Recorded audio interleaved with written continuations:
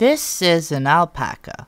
This is an Arpakasso. And this is a Digipaca. I hope you're taking notes because there's gonna be a test. About a month ago, Cookie Cutter asked me what's the deal with all these alpacas and sent me a picture of an Arpakasso. I quickly decided I wanted to know as well because these things are crazy adorable. However, even as I kept finding fan sites and stores dedicated to the little fluff balls, it seemed that information about where the hell they came from was hard to come by in English. I knew that I'd seen alpacas popping up in anime lately, so I thought maybe there was some kind of emerging craze for alpacas happening in Japan, but even fans of the alpacas seemed to have no idea where they were coming from. Limited by my extremely sparse comprehension of Japanese and the general lack of information, I dug up as much as I could to try to explain the phenomenon. From what I can tell, the alpaca trend did indeed start with the Arpakasso plushies, which are produced by a Japanese entertainment company called Amuse. Near as I can tell, Amuse is mostly a talent agency that also dabbles in publication, music software, and patents. I haven't been able to draw a direct link from this company to the Arpakasso though, so it could be that there are more than one company called Amuse. If I'm wrong, hopefully someone that knows Japanese better can help me look into this. The Arpakasso are plushies that can be obtained through UFO catchers, or crane games as they're better known in the US. Near as I can tell, this is the only way that they are commercially sold in Japan, though it's possible that some stores may have them as well. There are a lot of online stores and eBay listings for them so that Americans can get their hands on them as well. From what I can tell, they used to be incredibly rare, but have increased in availability over the last year or so. For items this well made and of their size, they tend to be well priced too. As Arpakasso have grown in popularity, so too have there emerged many different kinds of them. Similar to the Hello Kitty brand, Arpakasso come with many different outfits and styles, as well as a number of specialty Arpakasso like this regional set. Near as I can tell, the emergence of Arpakasso into a greater cultural force has largely occurred within Japan's otaku culture, centered around the Akihabara district in Tokyo. This is based entirely on speculation as a result of two characters, Alpaca Man from Steins Gate and Tsukishima Alpaca from Hikonin Sentai Akiba Ranger. These TV shows aired in 2011 and 2012 respectively, and while I haven't been able to find out when the Arpakasso first started coming out, there's evidence to suggest that they've been around since at least 2010, with their popularity emerging in 2011. The noteworthy connection between Akiba Ranger and Steins Gate is that both of these shows take place in Akihabara, and mostly revolve around the otaku culture present in that city. The fact that both shows have alpaca references among all their other Akiba references suggests a connection between that culture and the alpaca craze, though strangely enough, the two alpaca characters in Akiba Ranger are named Tsukishima Alpaca and Asakusa Alpaca after the cities of Tsukishima and Asakusa respectively. I have no idea what the relevance of those cities may be. Besides those shows, there's also been an alpaca character in the show Polar Bear Cafe, which features a cast of talking animal characters, as well as a scene involving alpacas in the anime series Love Live. There's also an alpaca in the series Jewel Pet Happiness, which looks a lot like an Arpakasso, as well as a pair of alpaca characters in Animal Crossing New Leaf. There was even a visual novel in 2011 called Paca Plus, where a guy's girlfriend turns into an alpaca, and I guess he has to change her back or something? Whatever the case, it was popular enough to receive a prequel and a sequel. Perhaps the most popular pieces of alpaca media, however, are a pair of Vocaloid songs revolving around Arpakasso. The first of these is ARPK, a Megarine Luca song from 2010, which, given the time that it came out, may have even been an instrumental part of kicking off the Arpakasso craze and introducing the plushies to otaku culture. This was followed up a year later by the even more popular Hatsune Miku song, Leave in Summer Yet You're in My Fluff Thoughts, which comes with a fantastic animated music video. The Arpakasso fun isn't limited to Japan either. The Australian production group Deerstalker Pictures, mostly involved in Lolita fashion and cosplay videos, also have a popular video series called Cooking with Arpakasso, which I demand that you watch right now because they are absolutely amazing. Besides that, there are tons of random videos of people making their Arpakasso do adorable stuff, as well as a bunch of Tumblr blogs dedicated to pictures and news regarding Arpakasso. The best and most active one that I've found is Fuck Yeah Arpakasso, which I totally didn't follow based on the title alone. Now, I'm sure some of you are asking, if the alpacas are really just a ludicrously popular series of crane game plushies, then